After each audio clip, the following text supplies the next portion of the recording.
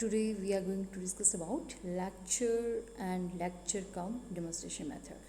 So सबसे पहले तो हम डिस्कस करेंगे about the lecture method. तो what is this lecture method? Lecture method is most commonly used method in teaching sciences, and it is a teacher controlled and information centered method in which teacher works as a sole resource in classroom transaction. Lecture एक ऐसा method है जहाँ पे पूरी की पूरी responsibility जो है वो टीचर पे ही होती है और टीचर ही एक सोल रिसोर्स होता है क्लासरूम ट्रांजेक्शन का. और ये वाइडली यूज़ करते हैं इसको साइंसेस में भी और अदर सब्जेक्ट एरियाज़ में भी. और बेसिकली इसको तब इम्प्लीमेंट किया जाता है whenever we have to impart information regarding historical background, origin of anything, plants, animal or any other related phenomena. तो ये मेथड जो है वो हिस्टोरिकल सब्जेक्ट्स को पढ़ाने के लिए बेसिकली यूज़ किया जाता है. और बेसिकली अगर हमने कि कोई सब्जेक्ट को या कोई टॉपिक को समराइज़ करना है, रिवाइज करना है, then in that case we can also make use of the lecture method. Now after this definition of the lecture method, various steps are to be involved here.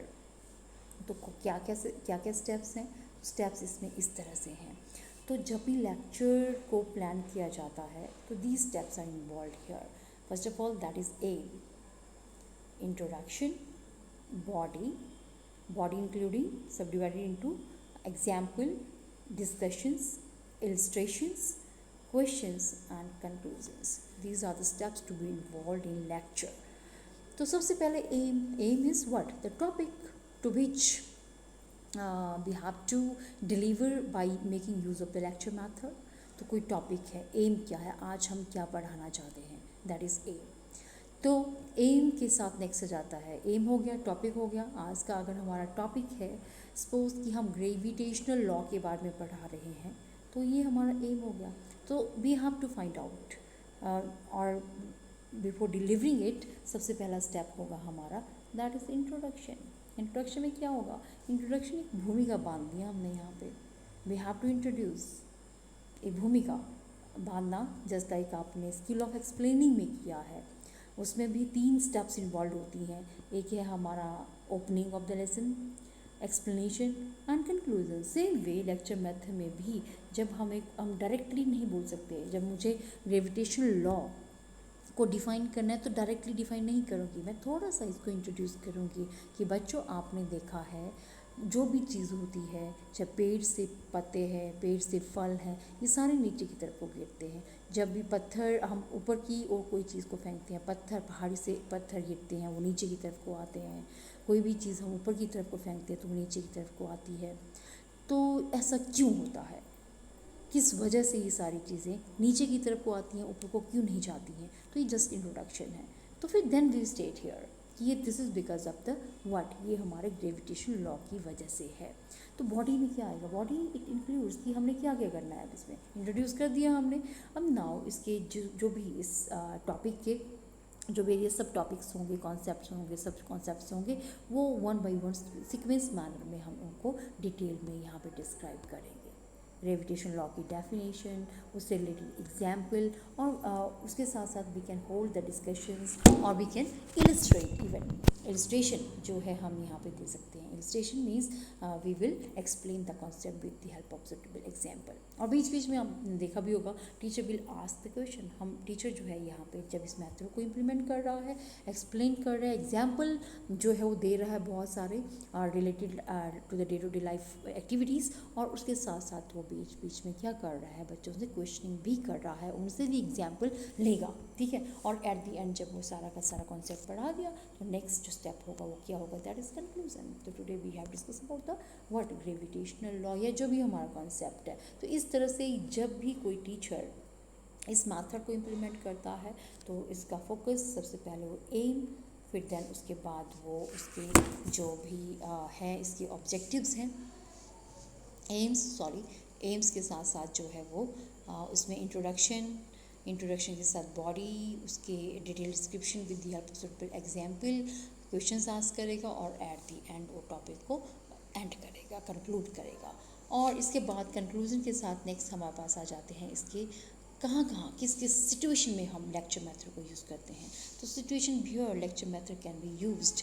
These situations are, we can make use of this method whenever we have to introduce a new topic को introduce करते हुए, or whenever we have to give a proper or brief introduction about any new instruments, नए devices हैं, नए instruments हैं, नए चीज़ें हैं. अगर हम बच्चों को वो प्लान मतलब दिखा रहे हैं, उनको एक्सप्लेन कर रहे हैं, तो हम यहाँ पे लेक्चरिंग कर सकते हैं.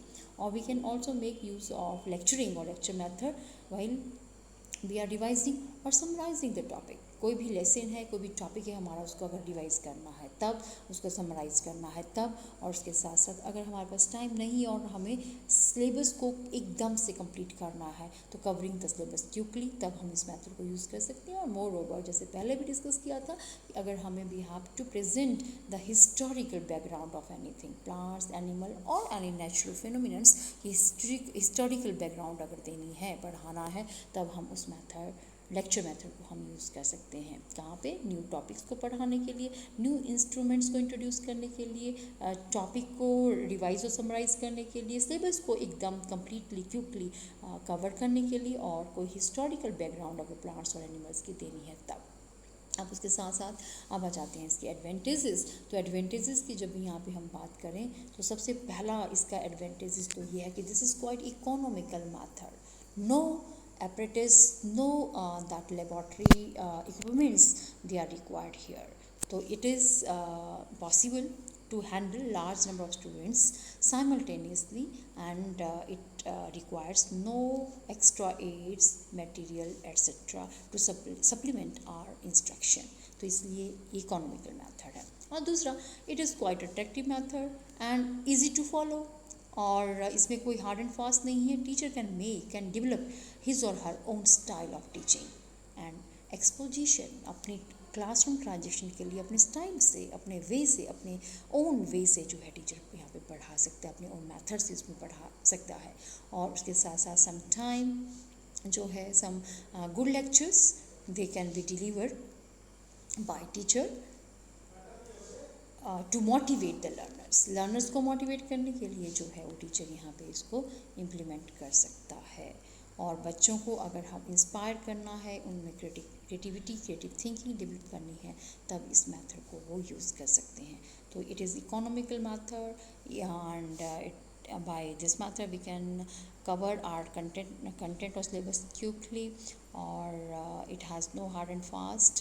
तो ये इसमें अपनी own philosophy और methods के जरिए हम इसको पढ़ा सकते हैं और बच्चों को मोटिवेट करने के लिए इसका यूज़ किया जा सकता है. बट अपार्ट फ्रॉम और along with that advantages, certain disadvantages are there also for this lecturing. तो सबसे पहले तो क्या है, जैसे हमने पहले डिस्कस किया कि ये सोल रिसोर्स टीचर ही है और एक्टिव इन्वॉल्वमेंट टीचर की होती है. वेदर वो तो एक पैसिव लिसनर हैं स्टूडेंट्स. तो स्टूडेंट्स क्या है, students participation is negligible here, और they just become recipients of information. वो इंफॉर्मेशन को रिसीव कर रहे हैं, उनको अपना व्यूज़ पॉइंट ऑफ व्यू जो एक्सप्रेस करने की अपॉर्चुनिटी यहाँ पे नहीं मिल पाती है. और उसके साथ साथ और मतलब बैठे हुए हैं, हम ये अज्यूम नहीं कर सकते, और वी आर नेवर श्योर और can assume if the students are concentrating और not, whether they are understanding the subject matter being taught और नॉट. तो जो भी टीचर पढ़ा रहा है कितना उनको समझ आ रहा है, क्या वो कॉन्सेंट्रेट कर रहे हैं, अटेंटिव हैं. तो उनकी कॉन्सेंट्रेशन और अटेंटिवनेस को और उनकी अंडरस्टैंडिंग को असेस कर पाना भी थोड़ा सा मतलब इसका एक ड्रॉबैक है, क्योंकि यहाँ पे मोर एंड मोर जो है ये एक पैसिव लिसनर जो है वो बने रहते हैं इसलिए. और उसके साथ साथ जो भी इंफॉर्मेशन है, जो नॉलेज है हमारा, it is imparted very rapidly. और वीक स्टूडेंट्स के लिए थोड़ा सा मुश्किल होता है कि ये इतना फास्टली टीचर जब पढ़ा रहा है तो वो they can not concentrate on that, और थोड़ा सा एम्बिग्यूटी जो है इसमें डेवलप हो जाती है, इजीली जो है कॉन्सेप्ट एक्वायर नहीं हो पाते हैं. तो ये इसका डिसएडवांटेजेस हैं. तो this is all about the lecture method, जिसमें टीचर जो है टीचर ओरिएंटेड मेथड है, टीचर सेंटर्ड मेथड है, और या moreover main emphasis it is given to the instruction को इम्पार्ट करने पे, और स्टूडेंट यहाँ पे सिर्फ एक पैसिव लिसनर है, एक्टिव इन्वॉल्वमेंट उनकी नहीं है. तो इसके साथ साथ ये जो है there is no scope of that learning by doing का कोई भी यहाँ पे स्कोप नहीं है, और इसलिए हम ये कह सकते हैं कि it is not an appropriate method for sciences, because science तो एक ऐसा सब्जेक्ट है जो थ्योरेटिकल के साथ साथ प्रैक्टिकल जो वर्क है, प्रैक्टिकल असाइनमेंट्स और लर्निंग बाय डूइंग की अपॉर्चुनिटी लर्नर को प्रोवाइड करना वहाँ पे बहुत इंपॉर्टेंट है। And it is not also helpful in inculcation of the scientific attitude and scientific values among the learners, or moreover training in scientific method among the students by this method cannot be imparted। तो इस तरह से ये हुआ इसके कुछ एक disadvantages. और उसके साथ नेक्स्ट आ जाता है हमारे पास नेक्स्ट जो मेथड है that is lecture cum demonstration method. तो लेक्चर कम डेमोन्स्ट्रेशन मेथड जो है it have the advantages of lecture as well as demonstration method, or it attempt to filter out the disadvantages of both lecture and demonstration। जो अलग individually lecture और demonstration के जो भी drawbacks हैं उनको ओवरकम करने के लिए इसका एडवांटेज है और मोर इम्पॉर्टेंट मेथड है ये। तो लेक्चर तो हमने डिस्कस कर लिया कि लेक्चर जहाँ पे सिर्फ वन वे प्रोसेस है, मतलब टीचर जो है वो इंस्ट्रक्शन इम्पार्ट कर रहा है और जो भी स्टूडेंट है हमारा वो पैसिव लिसनर बन के उसको सुन रहा है। लेकिन अगर हम डेमोन्स्ट्रेशन की बात करते हैं तो डेमोन्स्ट्रेशन का मतलब क्या हुआ, डेमोन्स्ट्रेशन मीन्स टू शो। और लेक्चर में जैसे हमने बात किया कि यहाँ पे कोई दिखाता नहीं, सिर्फ बोलता ही रहता है teachers in case of the lecture method.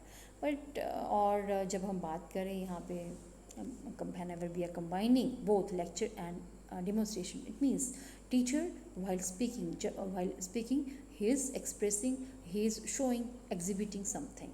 तो मतलब क्या है, लेक्चर कम डेमोन्स्ट्रेशन एक ऐसा मेथड है जिसमें जो भी मतलब जो स्टूडेंट्स में क्या डेवलप करता है, independent thinking, power of observation and reasoning can be develop by this method. और यहाँ पे जो टीचर है, टीचर जो है perform the experiment in the class and goes on explaining what he और शी इज़ डूइंग।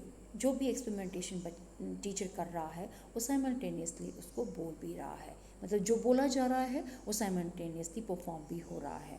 तो इसलिए ये जो मेथड है ये it works on the principle of what, principle of concrete to abstract and we can say principle of learning by doing के principle पे based है। तो इस तरह से जो मतलब टीचर बोल रहा है वो उसको परफॉर्म भी कर रहा है, तो बच्चे जो भी इंस्ट्रक्शंस हैं उनको देख भी रहे हैं और वो सुन भी रहे हैं।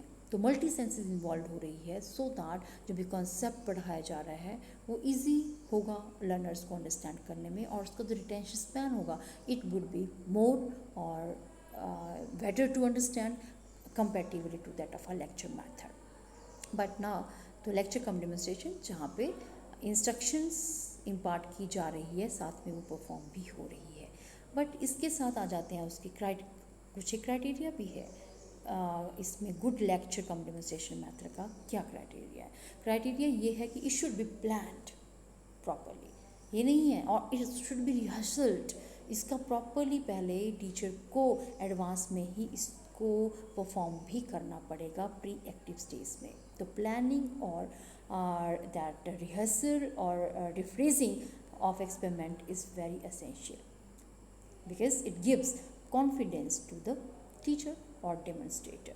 और जिसमें अगर कोई भी डिफ़िकल्टीज़ आती हैं वो उस डिफ़िकल्टीज़ को ओवरकम कर सकता है प्रॉपरली, और क्लास में ये सिस्टमेटिकली और स्मूथली रन कर सकता है एक्सपेरिमेंटेशन। बट उसके लिए पहले प्री एक्टिव स्टेज में ही teacher must plan it properly और उसको रिपीट और रिहर्सल जो है उसका करना है उसको। तो ये गुड ये है, ठीक है। और उसके साथ साथ नेक्स्ट अगर हम बात करते हैं तो नेक्स्ट है हमारे पास that is teacher should clear to the purpose and demonstration. तो जो भी क्लास में टीचर ने करना है उसके एम्स और ऑब्जेक्टिव्स हैं, इससे वो पहले एक्वेंट होना ज़रूरी है। उसको पूरा थ्रू आउट द प्रोसीजर जो है डेमोन्स्ट्रेशन का it must be clear to a teacher. तो और उसके साथ साथ demonstration should be the result of active participation of, ये नहीं है कि टीचर ओरिएंटेड, ये नहीं कि टीचर ने परफॉर्म कर दिया और बच्चे ने सिर्फ देखा, बट इसके साथ साथ टीचर के साथ साथ एक्टिव इन्वॉल्वमेंट पार्टिसिपेशन जो है लर्नर्स की, वो भी इम्पॉर्टेंट है यहाँ पे। और teacher help the students in arranging and fitting and performing the experiments. तो टीचर जब भी परफॉर्म करेगा अपना that is experiment in a classroom, तो एपरेटर्स को कनेक्ट करते समय वो स्टूडेंट्स को इन्वॉल्व कर सकता है, और खुद परफॉर्म करने के बाद one by one each student को भी उसकी अपॉर्चुनिटी प्रोवाइड की जा सकती है, की जानी चाहिए। तो ये है, तो ये 3 क्राइटेरियन कि जब भी टीचर क्लास में डेमोन्स्ट्रेशन कर रहा है तो he must be aware about the aim and objective of that demonstration, and it should be properly planned, and it should be rehearsed or rephrased in pre-active stage by the teacher,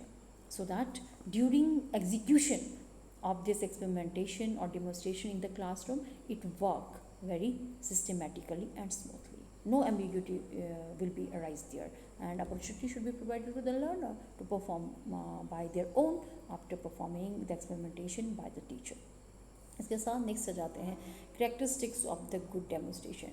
demonstration, एक अच्छी demonstration के क्या characteristics होने चाहिए। Characteristics, सबसे पहला characteristics तो ये है कि it should B visibility, all the apparatus or all the activity being performed by a teacher should be quite clearly visible to entire class। सभी बच्चों को ये clearly जो है वो दिखनी चाहिए, ठीक है। और तो इसलिए एक प्रॉपर प्लेस में टीचर को उसको रखना चाहिए। जो भी डेमोन्स्ट्रेटिव टेबल है ये थोड़ा ऊंचा एलिवेटेड होना चाहिए ताकि सारे स्टूडेंट्स को भी दिखे।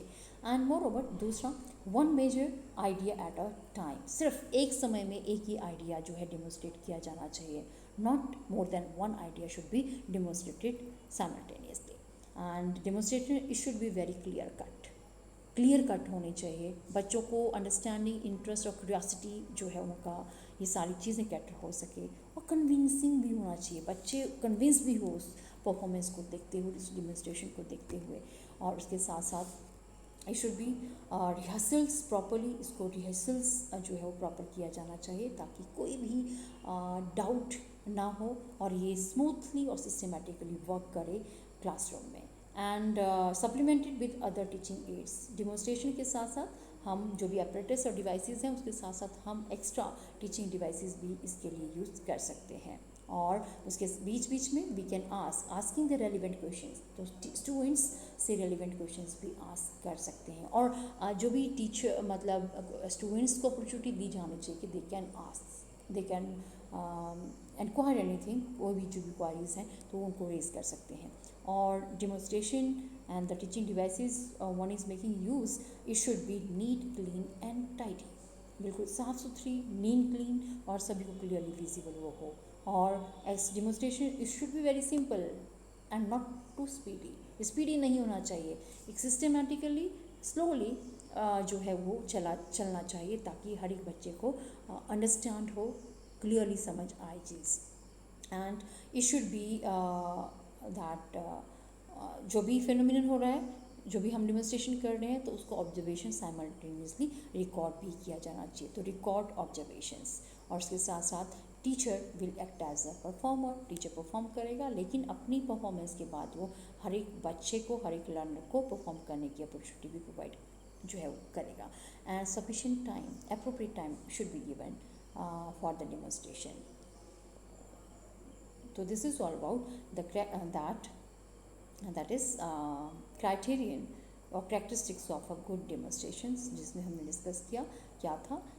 that is visibility, one ideas at a one time, clear cut, convincing, that rehearsal supplemented with other aids, asking relevant questions, neat, clean and tidiness, simple and not too speedy, and due importance to the recording observation, teacher act as a that performer, और उसके साथ साथ एक sufficient time उसको दिया जाना चाहिए। अब इसके बाद नेक्स्ट आ जाते हैं स्टेप्स, इन क्या क्या स्टेप्स इसमें इन्वॉल्व होते हैं। Steps in lecture cum demonstration, तो जो भी हमारी लेक्चर कम डेमोन्स्ट्रेशन मेथड है उसके जो स्टेप्स हैं वो हैं दैट इज़, सबसे पहले तो आ जाता है इसमें planning and presentation, secondly introduction of the lesson, then presentation of the subject matter, experimentation and blackboard work. So these are the steps to be involved in lecture cum demonstration method. So have a look on each of them one by one in detail. तो first of all हमारे पास आ जाता है यहाँ पे planning and presentations. तो क्या है, तो जब भी हम प्लान कर रहे हैं किसी भी डेमोन्स्ट्रेटिव वर्क को, तो we should keep in mind this four that things. और कौन कौन सी? सब्जेक्ट मैटर हमारा अप्रोप्रिएट होना चाहिए, और it should be properly plan. Lesson planning, जो भी हम कंटेंट ले रहे हैं, जो भी हमारा टॉपिक है, should be properly analyse and it should be properly planned. तो डेमोन्स्ट्रेशन हमारी जो लेसन प्लानिंग है उसके अकॉर्डिंग ही होना चाहिए. And it should B rehearsal during the pre active stage. Pre active stage में पहले ही टीचर को इसका एक्सपेरिमेंट को रिपीट कर लेना चाहिए, खुद परफॉर्म कर लेना चाहिए, ताकि जब वो क्लासरूम में उसको एग्जीक्यूट करे तो कोई भी एम्बिग्यूटी ना हो और वो सिस्टमेटिकली जो है वर्क करे चले. And the collection and arrangement of the apparatus should be arrange properly. तो ये है हमारी प्लानिंग. और प्लानिंग प्री एक्टिव स्टेज में कंटेंट मैटर, उसकी प्रॉपर प्लानिंग, और क्या एपरेटस चाहिए हमें डेमोन्स्ट्रेशन के लिए, they should be properly arranged. And जो भी डेमोन्स्ट्रेशन है वो प्रॉपरली पहले ही प्री एक्टिव स्टेज में परफॉर्म किया जाना चाहिए टीचर के द्वारा. एंड उसके बाद नेक्स्ट जो भी, ये तो हो गया प्लानिंग और प्रेजेंटेशन की. अब यहाँ पे हमने बात की. अब प्लानिंग एंड प्रेजेंटेशन के बाद जो हमारे पास नेक्स्ट जो स्टेप आ जाता है वो है that is introduction of the lesson. तो लेसन ये क्या है?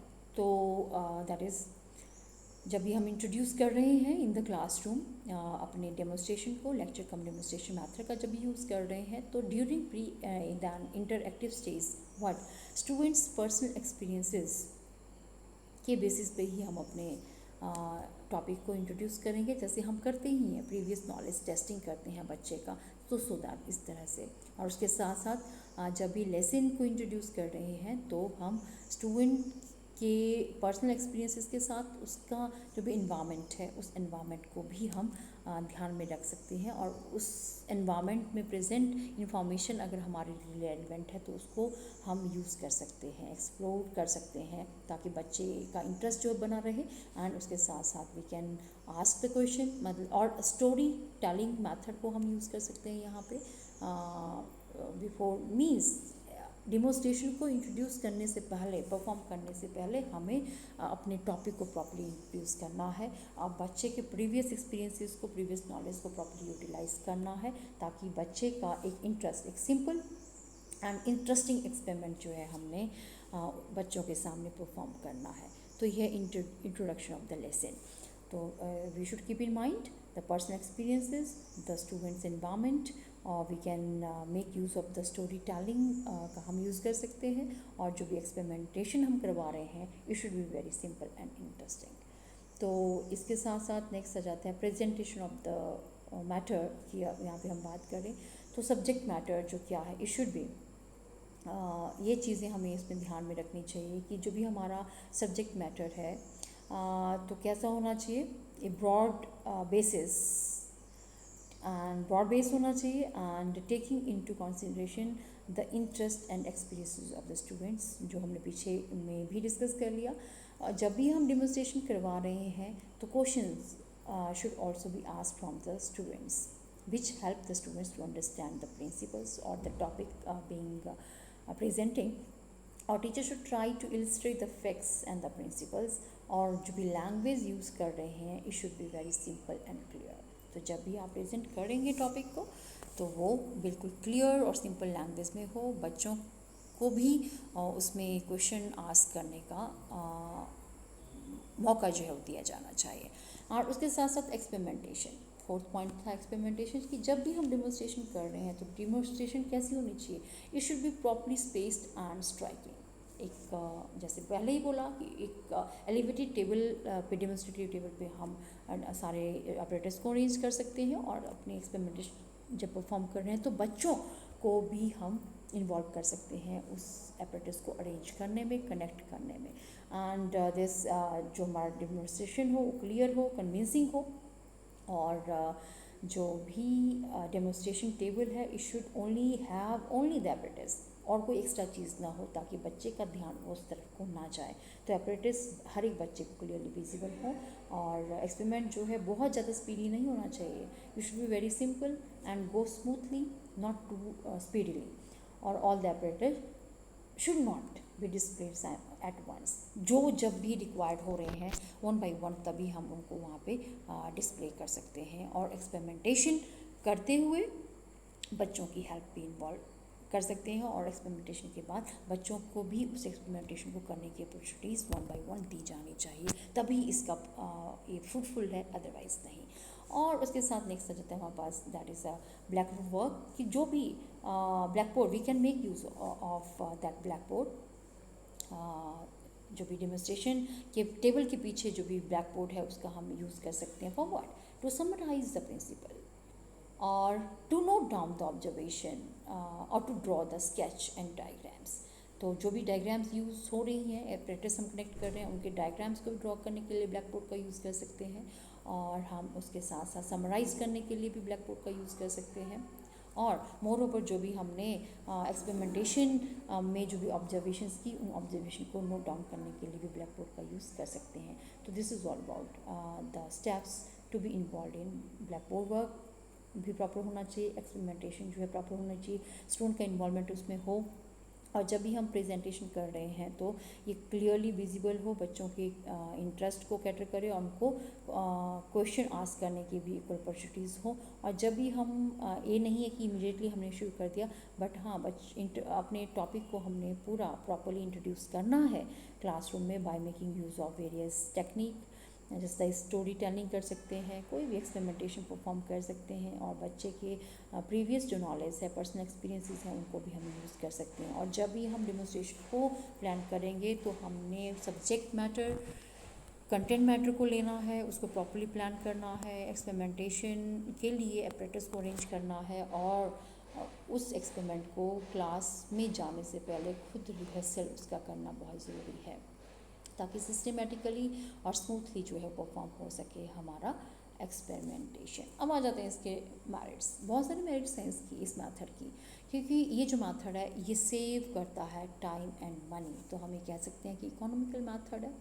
एंड सबसे बड़ी बात है कि यहाँ पे जो लर्नर है हमारा, इट इज़ ही और she is not passive listener, he और शी इन्वॉल्व एक्टिवली, पार्टिसिपेशन जो लर्नर की है वो यहाँ पे प्रॉपर हो रही है। तो स्टूडेंट्स की एक्टिव इन्वॉल्वमेंट को ये इंश्योर करता है, और उसके साथ साथ it helps to promote the useful discussions. यहाँ पे बच्चा जो भी उसकी क्वारीज हैं वो रेज कर सकता है, और ओपन डिस्कशन जो है ये यहाँ पे होल्ड होती है, और and this is more efficient method as compare to that of a lecture, and it is an activity oriented method, or it provide opportunities of learning by doing to the students, or we can say that it is psychologically sound method है ये, and it is also helpful for the teachers का जो काम है उसको easy बना देता है, और बच्चों में इंटरेस्ट डेवलप करता है, और उनकी कॉन्सेप्ट क्लियरिटी को एम्फेसिस करता है, और बच्चा एक इंटरेस्ट कॉन्सेंट्रेशन के साथ जो है वो बैठता है क्लासरूम में।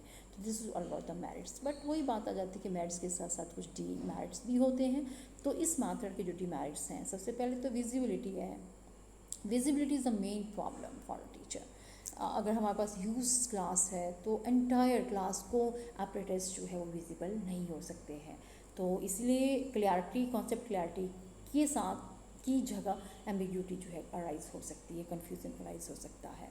तो ये है, all the students may not be able to see the details and the results of demonstration. तो visibility is the main drawback, demerits of this method. और स्पीडी एक्सपेरिमेंटेशन भी हो सकता है, either too fast or too slow. Speed of demonstration sometime may create problems, trouble, ambiguity for learners. तो इसीलिए हमारा demonstration जो है वो ज़्यादा फास्ट भी नहीं होना चाहिए और बहुत स्लो भी नहीं होना चाहिए, ये एक अप्रोप्रिएट होना चाहिए। और उसके साथ साथ अगर हम बात करें यहाँ पे, तो it ignore the individual differences, because we have all type of intellectual levels students in our classroom. We have the fast learner, we have the average one, we have the slow learner. तो ये जो है जो हमारे fast learner average बच्चे हैं वो तो इजीली इस कॉन्सेप्ट को डेमोन्स्ट्रेशन को अंडरस्टैंड कर पाएंगे, लेकिन थोड़ा सा स्लो लर्नर के लिए ये अप्रोप्रिएट नहीं होगा, तो उनको भी हमें इन्वॉल्व करना चाहिए और उनकी स्पीड के अकॉर्डिंग जो है हमें परफॉर्म करना पड़ेगा यहाँ पे. And this method somehow sometimes hinder the development of laboratory skills among the learner. Because सभी को, अगर हमारे पास 50 स्टूडेंट्स हैं क्लास में या 20 या 30 ही हैं, तो भी क्या है, उस केस में भी each and every one is not getting opportunity to perform the experimentation one by one. तो इसलिए सभी को मौका नहीं मिल रहा है, तो कॉन्सेप्ट क्लियरिटी के साथ साथ एम्बिग्यूटी जो है वो राइज हो सकती है. तो सो दैट मतलब एप्रेटिस को हैंडल करने की अपॉर्चुनिटी नहीं मिल पा रही है प्रॉपरली, और कीन ऑब्जर्वेशन करने की अपॉर्चुनिटी नहीं मिल पा रही है, एक्सपेरिमेंटेशन करने की अपॉर्चुनिटी नहीं मिल पा रही है. तो इस तरह से जो लेबोरेटरी स्किल्स हैं हर एक बच्चे में डेवलप हो, ये पॉसिबल नहीं हो पाता है. और it is not useful for developing scientific attitude. क्यों नहीं हो सकता? Because whenever we each and every one is not getting opportunity to perform this experimentation individually one by one, so how we can say that it is developing the scientific attitude. ये develop हो सकता है इसमें scientific attitude, but जब हर एक बच्चे को ही experimentation करने की अपॉर्चुनिटी मिलती है तो. But if we are providing the opportunity to one and all, so it will be highly time consuming in that case, and it become very difficult to that cover the syllabus.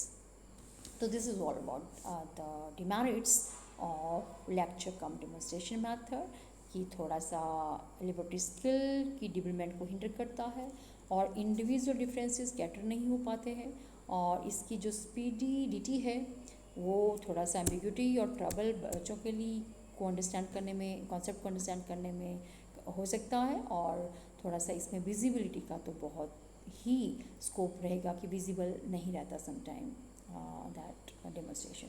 But अगर कहीं इसकी positivity की बात करें, merits की बात करें, तो ये वेरी टाइम कंज्यूम सेविंग है, सेविंग मनी टू, और बच्चों की पार्टिसिपेशन को इंश्योर करता है, डिस्कशन को प्रमोट करता है, एफिशिएंट मेथड है, एक्टिविटी ओरिएंटेड है, साइकोलॉजिकल साउंड है, और दोनों के लिए बड़ा हेल्पफुल है, टीचर के लिए भी और लर्नर्स के लिए भी. और तो this is all about the lecture cum demonstration method, जिसमें हमने पहले तो लेक्चर मेथड के बारे में डिस्कस करा और फिर उसके बाद लेक्चर कम डेमोन्स्ट्रेशन मेथड के बारे में डिस्कस किया. तो this is all about for the day.